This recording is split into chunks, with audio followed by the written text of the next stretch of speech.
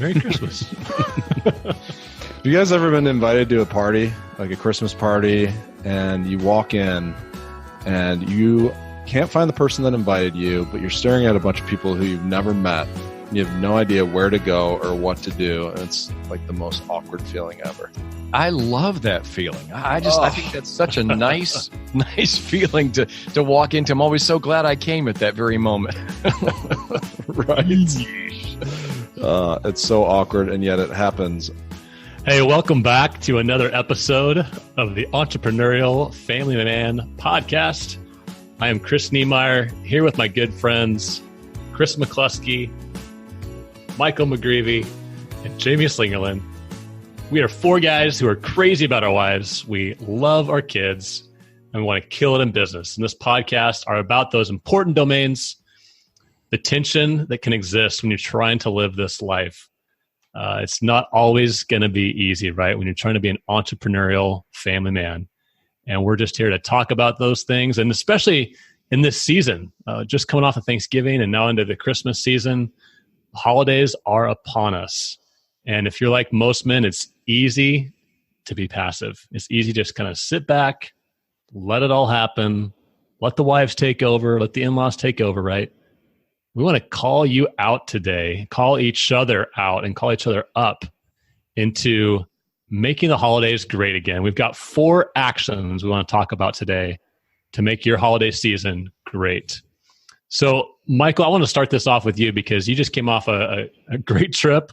We heard some colorful story about the trip and back and forth with young kids. We won't get into that today, but you talked about this idea that so many times as guys, and especially in just this culture we live in, it's easy to skate through a holiday gathering. And it's just a couple simple actions can be taken to make it more meaningful. So why is this important to you in particular?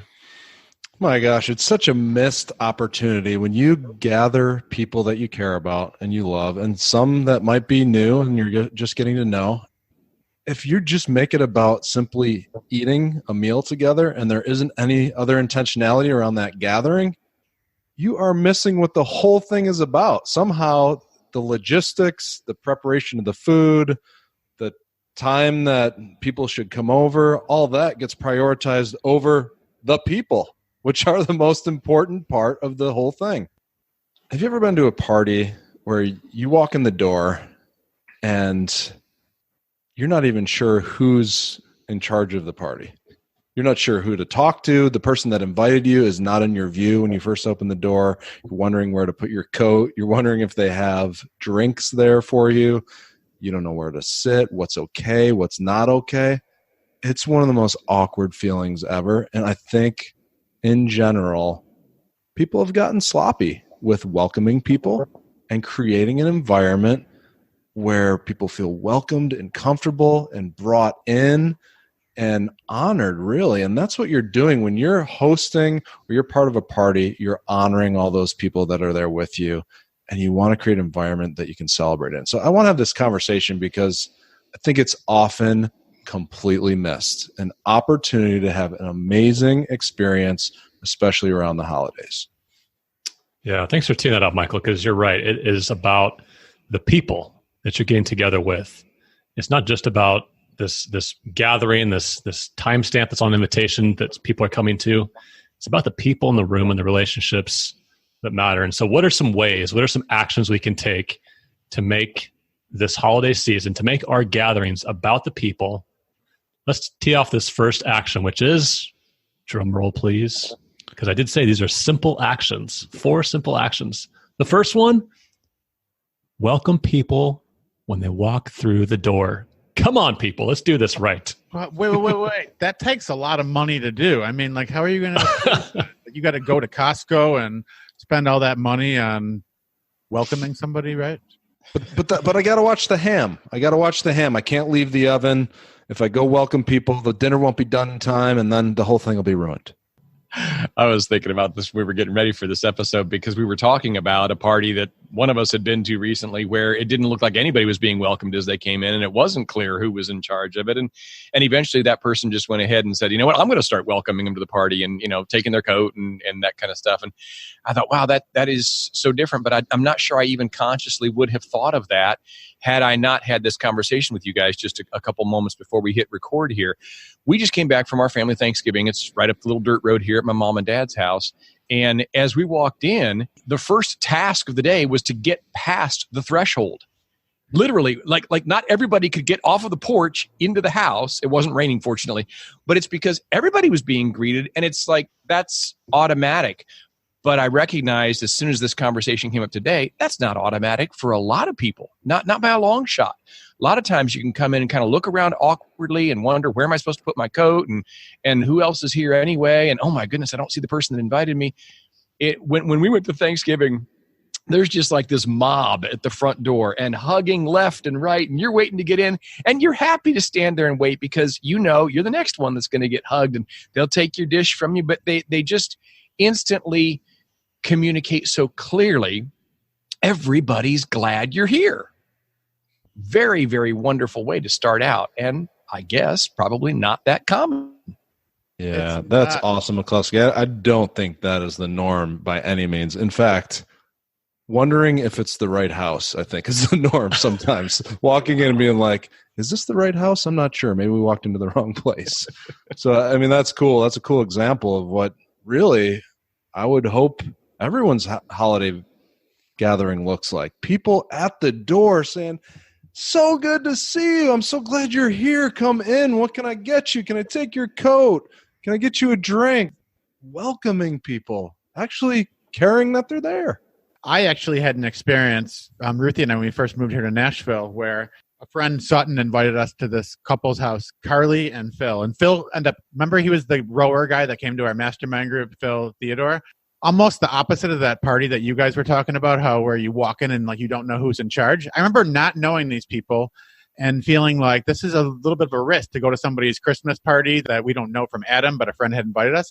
And when we got there, they gave us big hugs and offered us a drink and took our coat. It changed everything for us. We entered into a place of fellowship, feeling open. The Christmas spirit was there. And it all happened by just the way they set the stage. People that are coming into our house are not only invited, but they are welcome. We want them to be here. We love them. McCluskey, you said that everybody on the porch was hugging each other. When you invite somebody to your home for a holiday celebration, when a host decides that the people that are coming aren't strangers, that they're friends, even if they haven't met them already, it changes everybody for the person who is attending the party. It takes a lot more intention to do that than it does just to offer good appetizers or hors d'oeuvres or drinks or something. So true, right? That can be our default in this culture a lot of times. It's just serve it well, and they'll forget about some of the other stuff that's more personable. Yeah. Jamie, you mentioned something too, and it's a line that made me reflect on a conversation I had with Bob Goff, a friend of ours, that told this story to me years ago about, you said invited versus welcomed. And in our culture, we can invite people pretty easily, but to be welcomed is totally different. And it's a trait, it's a gift. He was talking about how his first time he went to Africa and to Uganda for the first time. And he's there, he gets off the plane, he goes to like his first house, where he's a guest. So he talks about how he gets off the plane and he's into his first house where he's the guest. And these people, like you said, McCluskey, earlier, these people come to the door and they're greeting him and they're giving him big hugs. These strangers he's never met before. He's halfway around the world from his house. And they're saying, "Oh, Bob, you are welcome. We're welcome." And he's like, "Oh, thank you." And just, okay, good to be here, right? And he remembers going the next day and a couple places they keep on saying like, "Oh, it's good to see you. You're welcome. You're welcome." And he's like, I'm thinking back to like when I was a little kid and mom's like looking at me going, "You better say thank you, or it's time to say you're welcome," right? And he realized like, oh, they're actually saying, "You are welcome. You are welcome here." Not like I forgot to say something and like I didn't forget to say thank you, but you are welcomed in this presence. You are welcomed in this house. We are excited that you're here. That's a gift that we don't do as well. And so this is a great first action that we want you to take, is to really welcome people when they come in the door. Mean it, embrace, and then move on to the second action. The second action, again, very simply, let's be hospitable. Ask to take their coat. Ask for what they like to drink, who they want to be introduced to. What are some ways we can be hospitable in these holiday elements? Yeah, definitely. Asking them what we can do for them is a great way to welcome them. But I find that many of us, maybe most of us, are uncomfortable when we walk through a door into a setting. And then we can actually have our discomfort increased by people asking to serve us. Like almost like, no, I'm good. Or oh, fine, don't worry about me. And a compliment of some kind is a great follow-up to welcoming them in. Oh my goodness, look at your dresser. I love what you're doing with your hair. Wow, that's a new style. Or oh, this dish looks amazing. Just anything. A guy walks in, hey man, looking good. Or, oh, that's a good firm handshake. Anything that is affirming of them as a person. And then also ask to take their coat or telling them where things are, bringing them a drink or those kinds of things. Getting something into their hands fairly quickly helps people's anxiety go down, because as soon as we get nervous, you can take a drink, right, of whatever it is that you've got. A compliment of some kind is a great follow-up to a general welcome. So different from people walking through the door and somebody sitting on the couch in front of the tube and says, hey, good to see you, man. Grab a beer. Come on, pull up chair. It's like, yeah, okay. I guess that's what we're doing here, huh? That's like a country Bob's welcome, right? Never. Both the mix on the screen, your families do it so well. When we did the EFM retreat in Buffalo, when we came to your house, Michael, where you grew up, your mom and dad, they're always give big hugs. Your mom gives me a kiss on the cheek that sometimes I can still feel a little bit later. I got to kind of wipe it off. Just the intentionality of those actions. And I think the default in the American culture is to be like, okay, what are we doing for Christmas? And then we think about food and we think about all these actions that we can take that are kind of environments in the party that people consume, instead of environments and actions that people feel and sense and actually take notice of. Probably the biggest action that anybody listening should take is adjusting their focus on their Christmas event. What can I plan on that is outside of the food and the drink and all these sort of lists? Like if we made a list, it would probably be like appetizers, drinks, and this and that. But what about making a list of the actions we can take? Like, all right, make sure that the lights are on outside and that people have a note under their table, or just all these little intentional things that create an amazing Christmas Eve party environment. When you go to somebody's house, like a McCluskey house or Phil and Carla's house, and they come and they give you a big hug, on their list when they made that for their party, it probably had environmental things in there. Like, what's the music we're going to play? Are we going to have somebody dancing or doing some kind of event? And I think that's a major paradigm shift for the average person listening. I like that, Jamie. Scheduling the people side of a gathering. That is so key. A little more on the hospitality side. I know the most intimidating, awkward parties for me were when I walked in the door and I didn't know what the rules are. Like, is it okay if I get my own drink? Am I allowed to walk in without my shoes on? Where are we hanging out tonight? Like, all those questions going through my mind, and I hope I don't do the wrong thing and then totally mess with the culture that's supposed to be in here. So that's another thing I try to do too, is just give them straight up the rules. This is what you can expect. Listen, we're easy here. Don't worry about this. Don't worry about that. If you need a drink, it's over here. I'm happy to get you one now. If you're not ready, that's fine too. But just be yourselves and come in here. You're family. You're one of us. Like, kind of just dispelling some of that awkward anxiety that's there of just not knowing how things are supposed to flow here. That's been super helpful for me. Yeah, those are all good actionable points you guys all shared there. Definite ways we can make this just an easier day for people coming into our homes.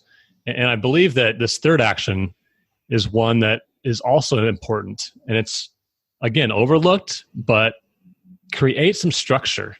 Take the action to create some structure in the day. And like you just said, let your guests kind of know what's happening. If you're at someone's house for a long party or a half a day or whatever it's going to be, and you're already kind of uncomfortable at times, right? And so just to know what's going to be happening, I think is helpful. So schedule that meal time, let them know what's happening when. What are some other ways you can help people understand the structure of that holiday gathering? Well, I know in our family, we do a lot of pre-planning. In fact, just over this holiday weekend here, from Thanksgiving, our kids all got together in the parlor and they had the whiteboard out and they made the list of all of the various things that are going to have to be taken care of. And I mean, it was 2 big, long columns worth of things, including every bit of the grounds around the house and the house itself and decorating and cleaning all these areas and the lower part of the house and all the different activities, the games, the music, everything was listed out and they all divvied it up among themselves. Rachel and I didn't even go in the room. I happened to pop my head in to see what they were doing, and there was the board, and everybody was divvying up all the responsibilities. So that's obviously kids who are following what they've seen modeled for them. That's the way my folks did it. That's the way we've done it with our kids. That's the way they now just are carrying on. It does have a lot to do with the environment, all the different practical things, as well as then just how do you welcome people? How do you orient them, Mike, like you were talking about with the rules? For one of the great big Christmas parties that we have here at the house, it typically has 80 to 100 kids or so. And it's a full-blown, decked out to the nines kind of a thing with the gals in ball gowns and the guys in suits, at least, sometimes tuxedos. I mean, they really go out for it.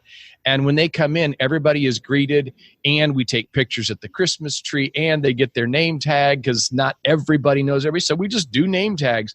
And then they're told that there's a game over here where you're going to guess how many M&Ms are in this, and there's this other kind of thing here, and we do a gift exchange, and you can put your gift under the tree. And just like everybody's being oriented as they come in because there's been a lot of thought put into a gathering in the interest of connecting. I think sometimes people hear about that kind of planning and it sounds like, I don't know, like we're trying to do a throwback to the days where you came in and the butler announced, the Lord and Lady from Edmonton. It's not that, but it's not what we typically do, which is just, hey, grab a seat and a beer and pull up a chair. It's something that's much more intentional about encouraging and facilitating connection. Those are the best parties. When you feel like you actually connected with people, that's the best kind of party that I ever attend. And I would say almost without fail, they've required some pre-planning. I like that. Structure encourages intentionality and connection. Encourages, just by the pre-planning that your kids did, encouraged those connection times for everyone to experience together. So that's a great example, Chris. Jamie, what's something you guys do there that the Slingerland Casa that helps bring connection and structure to when you guys are doing parties and planning? Remember the Papa-Palooza, Michael, where everybody would almost break out into a spontaneous talent show where people are bringing their giftedness. We've had people over and we'll start, me and Ruthie will sing a song or play a song. I'll usually play guitar and Ruthie will sing. And then a little bit of structure with flexibility is the way that we do it. You create that structure and you try to create an environment so that other people say, hey, well, if they're going to do that and this is a safe environment, like we'll sing a song afterwards or recite a poem or tell a joke. That's an environment that everybody can enter into safely. Yeah, that's a good point, Jamie. And I think sometimes what feels like spontaneous, awesome moments are often planned moments that feel spontaneous because they're executed in the right way. So you can be super rigid about following the plan, like stopping someone in their tracks when they're singing a song because dinner is supposed to start at 5 p.m. and no later. Like, that's not what we're talking about here. We're talking about having the flexibility to follow the flow of the evening, but at the same time being very intentional about creating these special moments where there is music shared or there are heartfelt poems or toasts or expressions of appreciation shown. Those things actually have to be planned out to some extent. They won't just naturally occur. Yeah, and sometimes if you make those plans, you don't need to use all the plans that you have because spontaneous things happen. So I think flexibility within the plan is key because spontaneous, exciting things will happen in the right context that could never be planned, but somebody has to allow the right environment for that to take place. So it's worth repeating, Michael. Okay, you plan on dinner starting at a certain time, but if magic is happening, don't pull the plug on the magic because let's remember that the environment is more important than the meal or the food or the drink. That is what we're trying to foster. probably be more focused on the environment and less on the details of the actual food and drink. Very definitely. I'm glad we're emphasizing the planning doesn't then lock you into a schedule as if this is a business meeting or something. It's anything but it's just that it's not a willy-nilly, free for all, because then those often wind up being pretty flat and dull experiences, and that's about the time that somebody pops the TV on, if it's not already on as the party got underway. I don't know of any quicker way to kill opportunity for connection than turning on a tube at a party. I mean, quite honestly, I call me old-fashioned, but I can't stand that restaurants now have TVs on every wall when you go in. It's just, I did not grow up that way. I can't stand the impediments to connection. I don't even have a television set, haven't had one for more than 20 years, and I still, if somebody's got TV on, it distracts me. I start watching it just because it's flashing activity. It's maybe not even noise. A lot of times the TVs are muted. But man, the word of the day for a party like we're talking about is connect. And there are certain things that just lob a hand grenade into that, but I don't know any that are as bad as a television set for killing opportunity to connect. Yeah, you're right, Chris. And that is unfortunately so much the default action that happens on holidays, right? There's multiple big games on, there's news we need to listen to. I mean, it just is it's a connection suck, right? So McCluskey, you were talking about throwing a hand grenade in your party and basically sabotaging yourself. And you can do the opposite at a party of planning something fun. I was at a party at Thomas and Shauna McGreevy's house, and Fran McGreevy ran by the window in a Santa's outfit. And it was like something that was planned intentional to just get all the kids excited. We usually do 4th of July fireworks here, and Ruthie likes to have a stash of her own fireworks. We've been at parties here at the house, and Ruthie will go tell Diego, like, oh, I have some bottle rockets out in the garage. Go and blow them off. And so we've had like an impromptu little firecracker show here at the Slingerlands. And to me, that would be like something that takes intentionality. It doesn't have to be really big. Like if you don't have the budget to hire like the local Irish dancers to come in and do a show in your living room, then you can do something funny, like save some bottle rockets or like do a toast or schedule something. But one thing that will remain true is that if you schedule something to be unique, think of the opposite of a hand grenade. Like you're going to schedule something that's fun and exciting. And I see all you guys smiling. You're probably thinking about like some party that you were at when you were a kid. You can do something funny or something creative that will just be a memory locked in people's minds for years to come. I want to give a quick example of how you might be able to plan for an event, just to put some legs on this idea of pre-planning. So Christmas is coming up, right? And something that a lot of people like to do is sing Christmas carols. Now, those things, well, they seem to spontaneously break out. There actually is a couple steps of planning. Jamie's nodding his head because he's a musician, and I know you know this, Chris, too. First of all, you have to know what the key is or what starting point will be good so everyone can get through the song without sounding like a chipmunk or Nehemiah when he's got his extra bass on his microphone. And secondly, if you don't have the words in front of you, half the people aren't going to join you if they don't know the words. So if you take a couple extra steps, and we'll do this every Christmas, print out a bunch of song sheets with all the words and actually practice the song and practice what note you're going to start on.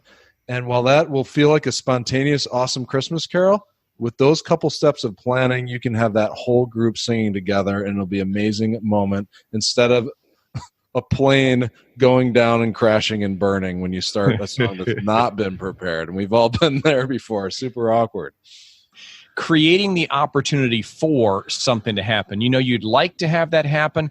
If it only happens a little bit because this particular group isn't very much into singing, okay, you went ahead and you created. You're not going to force through and finish all the songs because we picked 6 and practiced 6 and we're going to do 6. It's just, it's there. And we do many similar things. You know, all kinds of personalities come to a party, and some really don't want to be in a large group activity. We will purposely set up things like a poker table over there where a couple people or half a dozen might at a certain time of the night, just when there's nothing else going on, they go over there and play poker or euchre or a chessboard. And in another room, there's the musical instruments, and some other people are going to go in there and just kind of jam, not when we're singing carols and all, just another opportunity. So different, almost stations, places where large groups can gather and sit on the floor, or smaller groups can sit together side by side in chairs and talk quietly, whatever each personality might enjoy. You pre-plan some ways for them to connect in ways that are comfortable for them. And then, of course, you have some other large things, some general announcements. Okay, now tink, tink, tink on the glass. Here we're going to do whatever it is we're going to do all together, whether it's praying over the meal or a sharing of a toast, or going around the room and sharing something we're thankful for from the year, or prayer requests, or those kinds of things. Just thinking through who all's coming and what things are going to speak their love languages. Yeah, that's the kind of pre-planning I think we're mostly talking about. Now, a lot of you guys that are listening probably are saying, well, I'm not hosting Thanksgiving or Christmas this year, so I'm off the hook. I'm just going to have to deal with the party that I'm going to, and I can't really do much about it. And I want to challenge you, because this is a place where you can also have your influence. You can welcome people at the door. You can serve people. You can offer people drinks. You can initiate activities that are engaging. You can be someone who promotes connection and brings people together and adds to this whole experience. It doesn't have to be at your house, and you don't have to be the host to be a leader in bringing people together at holiday gatherings. Yeah. I mean, at the end of the day, we are spending time with eternal beings here. Yep. And for us to shift our gaze and our focus away from people and onto the TV or the logistics of the day or whatever is such a missed opportunity. So what about you? As we approach this important holiday season, what will you do to take more meaningful actions to make your holidays great again? You know, we talked about these simple actions that can be taken, and we encourage you to take some of these within your own home or within the party that you're going to go to, like Michael just shared. Welcome people, truly welcome people. Greet them at the door. Be hospitable. Find ways to take those little action steps to make sure that they feel welcomed, important, and invited into that party gathering. And then just create a little structure around the time, around the mealtime, the conversation. Plan, schedule some kind of an inviting, engaging activity that highlights the people there, the relationships that are present, that can continue to grow. We encourage you this holiday season, be more actionable.